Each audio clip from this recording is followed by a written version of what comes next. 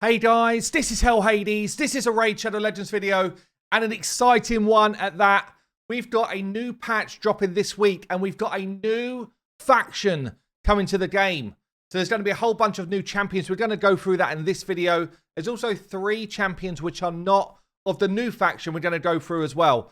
On a separate video, I'm going to kind of unpack the other features of the patch. So I don't want to kind of muddy up the new champion excitement. So there's going to be 2 videos dropping at the same time. If you like my content, please subscribe to the channel. It's free, really helps my channel grow.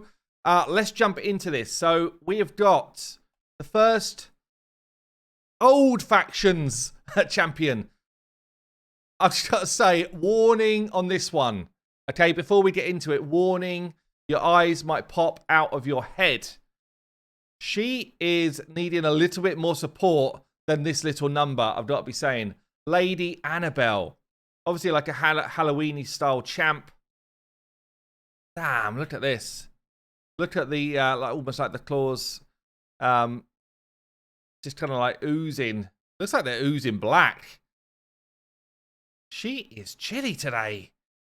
But Lady Annabelle, very cool skin. Maybe a little bit over the edge, but very cool skin. What's going on here? This could be, by the way, the Fusion Epic. I don't think it is. I think the Fusion stuff is going to come from the new faction, but I'm guessing.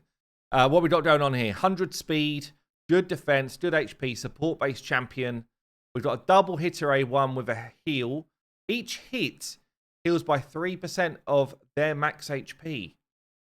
That's actually pretty good. A 6% heal on your A1. Guaranteed. Actually not bad. We've got an A2, AoE with a leech, books to 100%. Also 100% on the decreased speed here for 2 turns if they've got less than 50% turn meter. That's very hit and miss, honestly. But I do like this A2, honestly. 3 turn cooldown. Very nice Hydra ability right here. AoE, decreased speed, and leech together. Kind of like it. And then she's got this A3. Swaps HP with an ally.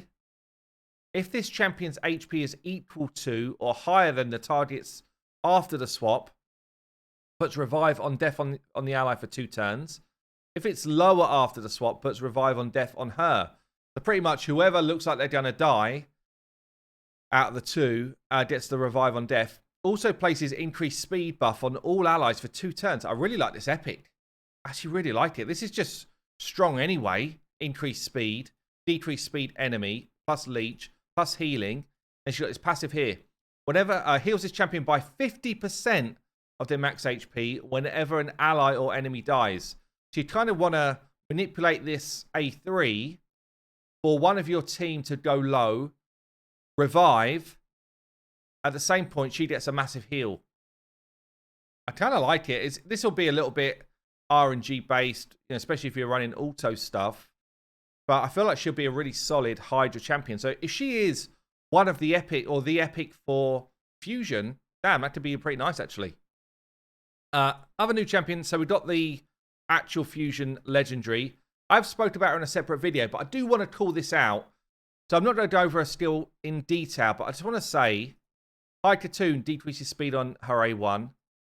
High Cocoon does a turn meter fill for 20% and an increased speed. It might be a 15% on High Cocoon actually, but basically the same skill here. She also does a turn meter decrease on her A3. So pretty much, I feel like this champion is like High Cocoon 1.1. Yeah, High Cocoon 1.1. Not massive fan of the passive. She does have a true fear.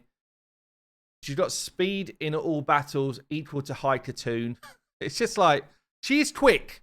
Yeah, base stats, 112 speed, great base stats.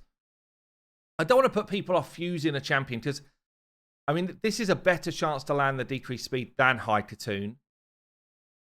But otherwise, I feel like she's just a legendary High Cocoon. And although she looks freaking cool, I guess if you're doing tag team arena and you're struggling for like a second or a third person that can manipulate speed, then she is good. This A3 is a great skill. I just don't know that if this is a hard fusion, if it's really worth it. With all that said, I feel like I do need her on my free-to-play. So I'm kind of being quite contradictory here. I don't know still. I still don't know. I think she's a mid-tier legendary at best. But just the similarities between her and High Katoon felt like it was worth calling out. The other non-new faction is Shadowkin. And we've got ourselves... I don't know. What's the character? If this was orange.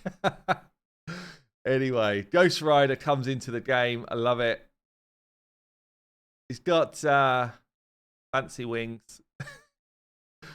Cool looking champ though. Very Shadowkin-esque. I like it. He's got the kind of head on a ball down here. Is that his weapon? I think that's his weapon.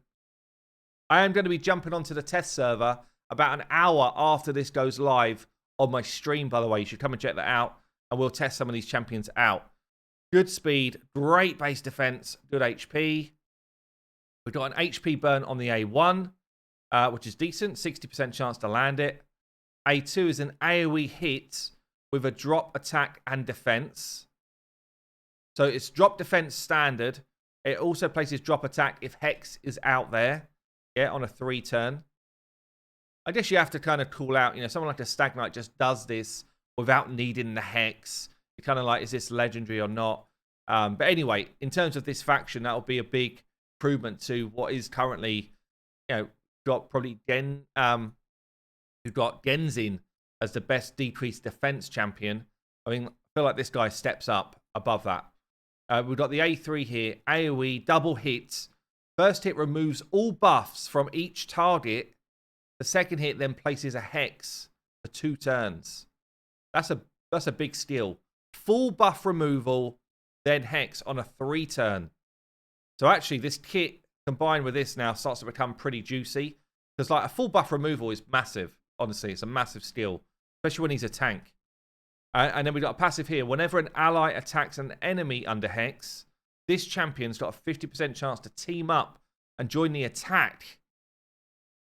Wow, that's actually big as well. Even in stuff like Clan Boss, that's big.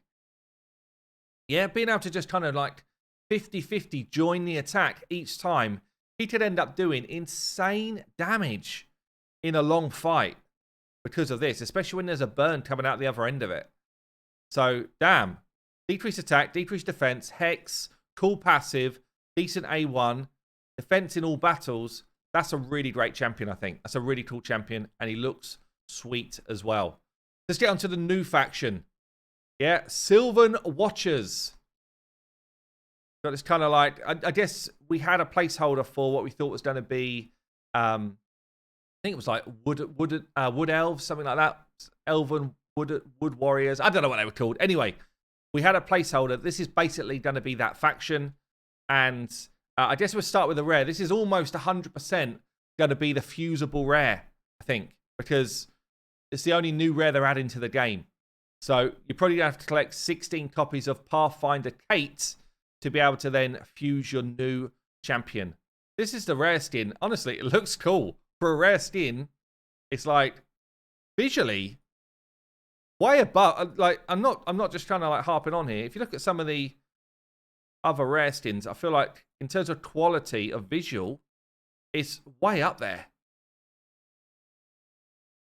Way up there. Really like it. So we've got Pathfinder. What's going on? Okay speed, okay stats, incredibly low HP actually, with a pretty low defense. So going to be quite difficult to keep alive if we need her. Block buffs on the A1, low chance to land it. Books to 35, it's okay I guess. A2 is an AoE, 30% chance of increasing the cooldown of a random skill on a target by 2 turns. That books up to 50, and it's on a 3 turn. That's a great rare ability, honestly. That is a great rare ability. Especially if we're thinking like, this is going to be a new faction, right? New faction wars will come out. And that is a lockout for the enemy wave in faction wars, potentially. It's only 50%, but still, for a rare, that's massive. I haven't tested damage yet, so we can test that on the test server in a bit. Places Perfect Veil on this champion for 1 turn whenever they kill someone. We need to hope this does a bit of damage as well. But yeah, actually, I mean, pretty basic, but that's a great A2 for a rare right there. Let's move on to the epics. Again, it's possible one of these epics could be the fusible epic. So we've got Cormac. The new faceless. Cormac the High Peak. I don't think it's going to do a lot of damage with that little wooden staff. It looks like it's made of some sort of flimsy material. It's got skulls on his belt. Got horns. The weird looking fellow. Attack base champion. Okay base stats. Quite high base attack actually. So an A1 decreased speed. Hooks to a 50% chance. It's okay. A2 single target hits. 100% chance here. So before attacking, 100% chance of placing the decreased defense. Then he hits. And then we've got the A3 plus increased accuracy and increased crit rate on this champion. Then goes again. So the idea is here. Buffs himself. Goes on for 3 turns. Does his hit here where he drops enemy defense and smacks. I don't know. It feels like his kit is needing something else for me. I guess self-buff then extra turn is okay.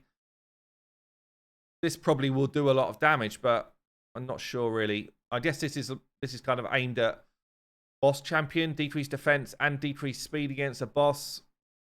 In like a single target boss type of thing, but feels like his kit's lacking a bit. Duden the Runic. Look at this fella. Oh, damn, that's a cool skin. He is a big, big boy. Fills up the whole screen. I am Groot.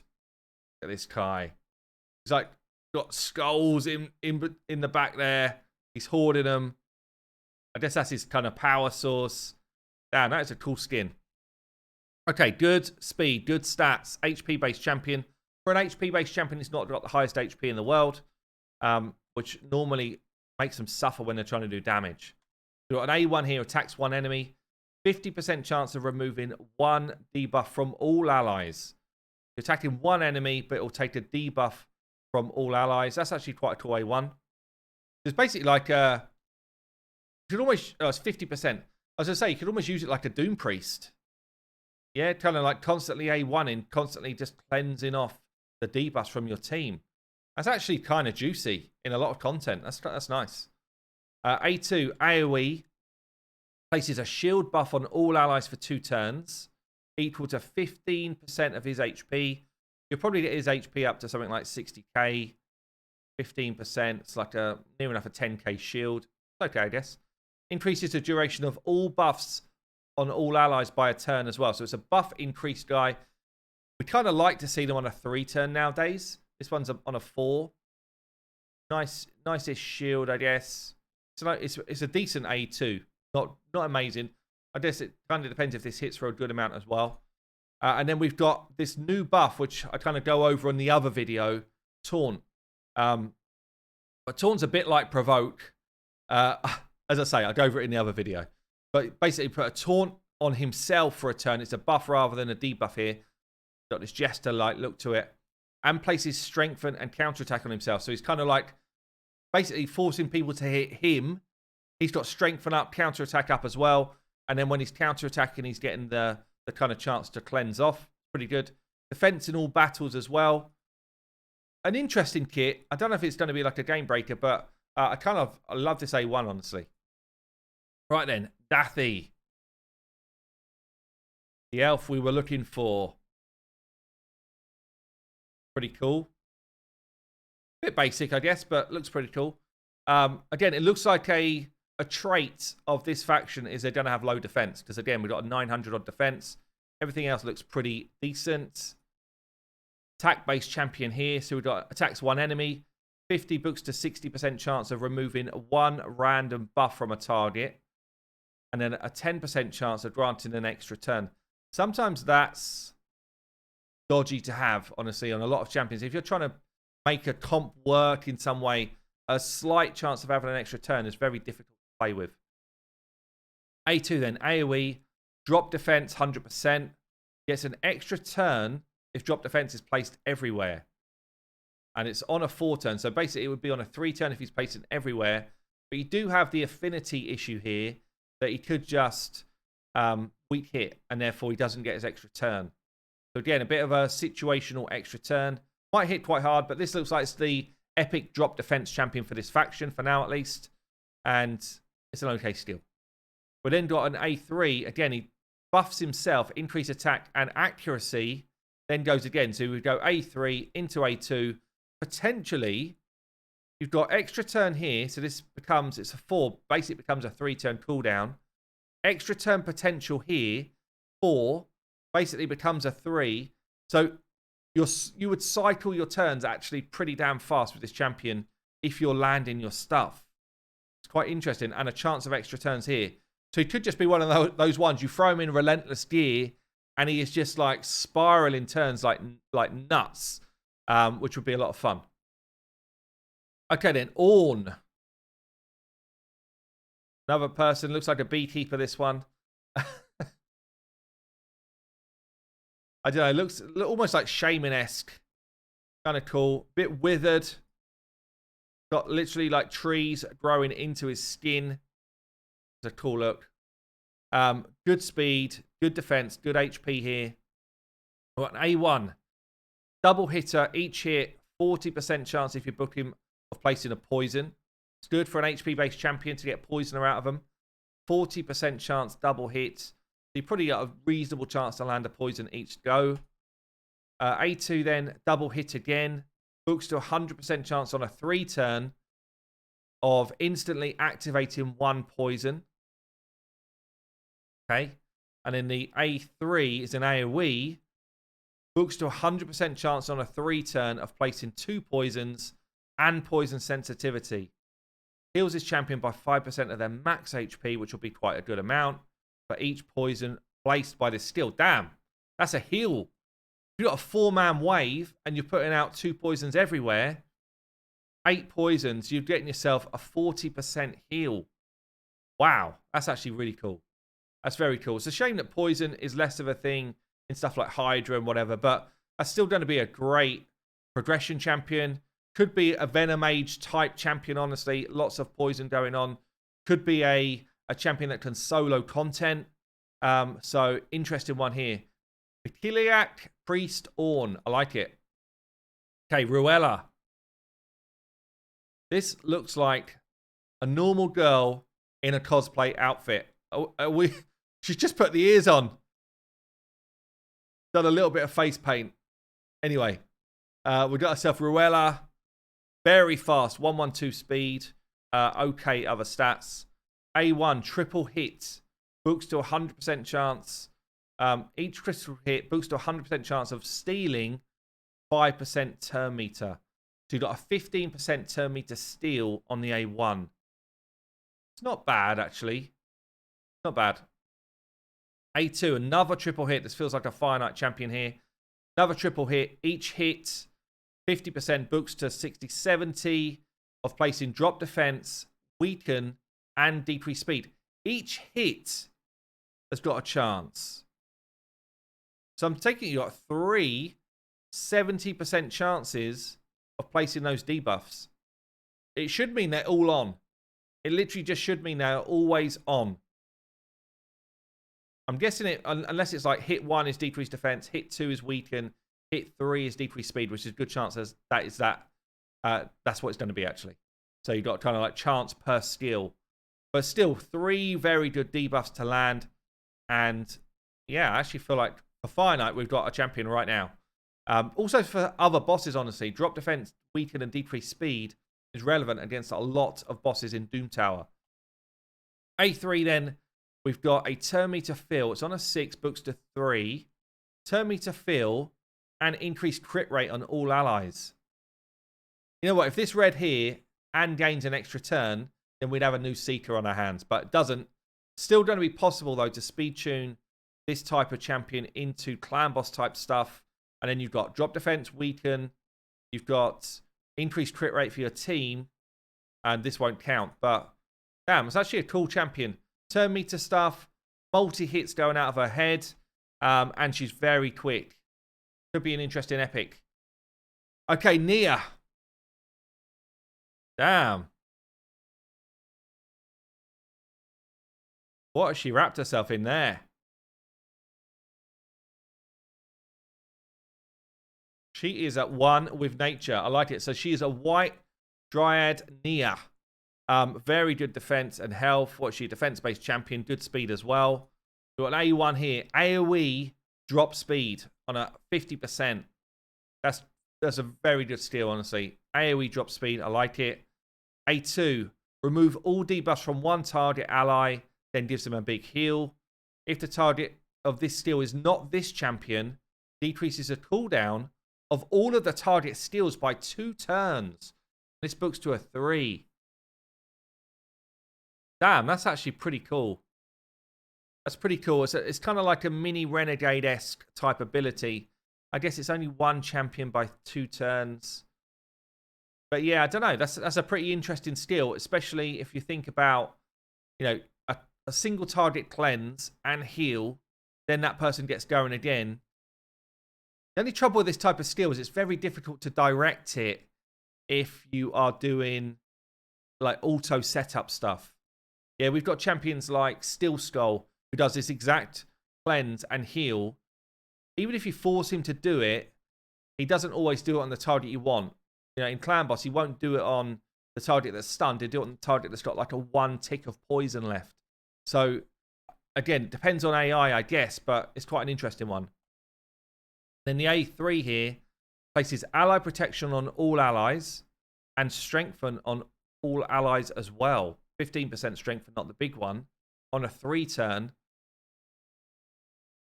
It's definitely an interesting champion. Like, ally protect and strengthen is kind of a Clan Boss steal. This could be a Clan Boss steal as well. 3-turn cleanse for the stun. But this isn't.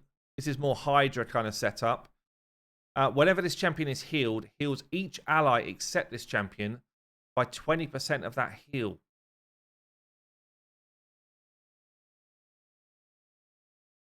So I'm guessing she still gets her heal.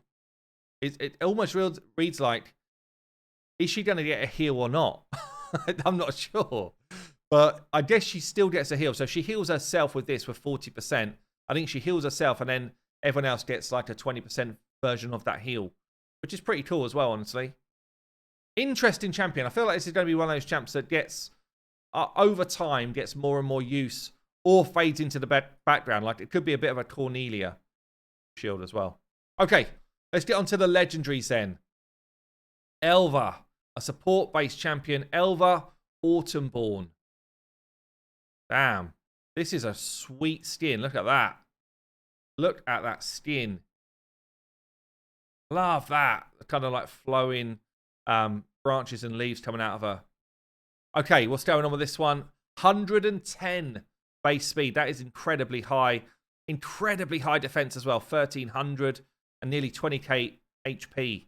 This champion is going to be quick and hard to kill. So we've got an A1, places continuous heal on someone with the lowest HP. It's okay.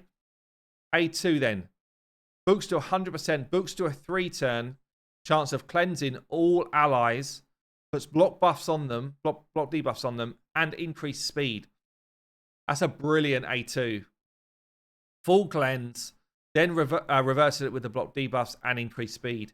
Great ability there on a 3-turn. A3 revives a target with good HP and turn meter. Then puts increased defense and increased attack on them on a 3-turn. It's a good revive. It's not a crazy revive, honestly. Single target. It's a good one. And then we've got the passive here. Heals each ally by 10% of their max HP at the start of their turn. It's a passive continuous heal. Places a veil buff for 1 turn on the ally with the lowest HP when she has a turn. That's a really nice passive. Like a Scylla the Drakes type passive. And then speed in all battles. I don't like that they keep doing this now. Legendaries are getting epic level speed in all battles.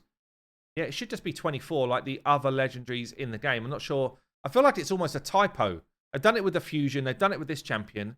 It feels wrong. It feels like they've made a mistake. Anyway, good base stats. This looks like a really solid legendary champion. Okay, King Gallcobar. And this dude looks sweet as well. Look at that. Do not mess with the king. Got this kind of like viper head crown type thing going on. Yeah, this is cool. I guess, was it Cobra? Is that meant to be Gallcobar? Anyway, defense-based, oh no, it's a support-based champion, but we've got high speed, high defense, high HP again. This is someone who's going to be difficult to kill. A1 here, attacks an enemy, places a shield for 2 turns on the ally with the lowest HP. The shield is equal to 15% of the ally's max HP. So if that went on, I don't know, like a Nuka, chances are it's going to be a fairly low shield, maybe like a 5k shield. So it's an okay A1. If it was his HP, it'd be way better because you're going to build him tanky. And we've got an AoE A2 on a 3 turn. Books to 100% chance of removing all buffs against all enemies. So it's going to be a full enemy buff cleanse. Then puts out a poison for 2 turns on each enemy for every buff removed. Damn, that's actually pretty cool. Potential of tons of poisons to go out there. And then 100% chance of placing block buffs on all enemies as well. Bit of a Hydra ability, albeit poison doesn't really feature in Hydra because loads of heads are immune to poison. Faction Wars, this is going to be massive. Poison's not really a thing in the arena, but it feels like an arena ability, honestly. But quite a cool skill. We've then got an A3. Full cleanse for your team. Places heal for every debuff removed. Wow, that's really cool as well. That's actually a really cool skill. Also places a shield for 2 turns equal to 25% of his HP. That's going to be a juicy old shield there as well. Probably like a 20k shield. Damn, that's on a 3 turn as well. And then a passive here. Whenever an enemy under a poison attacks an ally under a shield, so he has to have had both skills active for that to work, instantly activates 1 poison and activates 1 heal. I think it's quite an interesting passive. I don't know. There's a lot that needs to happen to make this guy start to like fire. But in longer duration fights, it could be pretty damn sweet. Okay. Ruarc. Greenwarden Ruarc. This is probably my favorite skin of the new ones. Check out the shield. Very sweet. Cool sword as well. I just love the design of this one. Very, very cool. Look at the detail on that. It's amazing. Right, okay. Massive defense. Might even be the highest defense in the game, honestly. I don't know, maybe we've got a couple over 1500, but damn, that is a massive defense, very high speed, and good HP here. Got attacks 1 enemy, transfers all debuffs from himself to the target, heals his champion by 5% for each debuff transferred. That's pretty cool, like Alessandra A1, I guess.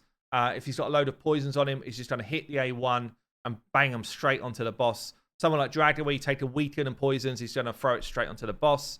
And similarly with a load of Doom Tower bosses as well. A2 is an AoE. Books to 100% chance decrease attack on a 3 turn. Also steals all continuous heals from each enemy. This effect cannot be resisted. Guessing you need accuracy for this though. I'm just trying to think where that works. Where are we fighting someone that's got loads of continuous heals? Seems a bit weird. Seems a bit weird that it's so directed at this buff. Anyway, A3 places that taunt, that new buff, increased defense and big boy strengthen for 2 turns on a 4 turn. So it's basically like having a provoke set. He's forcing everyone to attack him. And then a passive, whenever an ally loses 10% or more of their max HP, very easy to do that from a single hit, places a shield on them for 10% of their max HP. It's quite cool. Quite a cool skill. That's on a 1 turn cooldown, but books to 0. So I'm guessing it can only happen. I'm not even sure. Does that mean it can happen on multiple allies? I think it does, but it's on a cooldown. That's something we're going to have to test out, actually. That's quite an interesting passive there. And then he's got increased defense in all battles 30%. It could be that this absolutely smacks for a defense-based champion. We will see. But yeah, Ruarc is looking cool.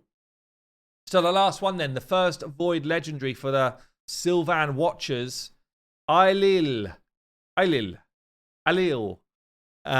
We've got fast, we've got high, fairly low defense, sorry, but very high attack. 1630 attack. First Void Legendary. What do you think? Almost got this kind of like fiery, dark side to him. I guess it's, yeah, this dude is looking all sorts of badass. Got plenty of weaponry. You do not want to fight him on a dark night. Look at that. The eyes just kind of got orangey glow. Good job, Raid. Good job as ever on the visuals. Okay, then what we got going on? A1 attacks one enemy, steals all buffs from the target the first time this champion hits them with this skill. This effect cannot be resisted. Damn, that is an A1. That is a crazy A1. All buffs gone, cannot be resisted, and he steals them. That is an absolutely insane A1 right there. Each subsequent time this attack hits an enemy, no buffs will be stolen. Instead, the damage will be increased by 10%. Okay, so you can only buff steal once. Then after that, you start getting a damage creep. Damn, that is a cool A1, honestly. Crazy A1. A2 then. On a 3-turn, if booked, attacks one enemy, will ignore Strengthen, Stone Skin, Increase Defense, and Ally Protect. Damn. That's actually massive as well. If this attack kills someone, fully heals him and places Stone Skin on him for a turn. Wow. That is a crazy skill as well. This is obviously an arena-based champion here because this is literally like, I'm ignoring the meta. And by the way, I'm reapplying the meta to myself. That's nuts. A3 then, AoE ability on a 3-turn. Before attacking, it removes any increased defense. So removes the protection and replaces with decreased defense. Also removes strengthen and replaces with weaken. So I'm guessing you don't get decreased defense and weaken unless you're removing those things. This is like the ultimate go second champion, honestly. Places block buffs for 1 turn on enemies not under the increased defense or strengthen. The buff removal and debuff placement cannot be resisted. You need no accuracy for this dude whatsoever, which means you can pump his damage through the roof. That's also a very cool skill. And then we got a passive. Increases this champion's HP by 2k and defense by 100 for every 1,000 attack. So you pump his damage. Let's say you get him to like 7k attack, which is very possible with 1,600 attack base. So you get to 7k, you only get an extra 14k health and an extra 700 defense. Wow. This dude is the real deal. Fills his champion's terminated by 10% whenever they receive a buff. He's got crit rate in all battles as well, 25%. That is a meta-changing arena champion right there, I think. I think that is going to be someone who is plat-worthy. Damn, that is a cool new champion. So there you go, guys. 14 new champions dropping into Raid. Let me know what you think. Who's your favorite? What do you think of this new faction, the Sylvan Watchers? Don't forget, I guess, the faction wars won't immediately open. You don't have to, like, start to cry and worry about that. It'll probably take a few months if it's anything like Shadowkin. But there you go, guys. I've been Hell Hades. I'll see you later.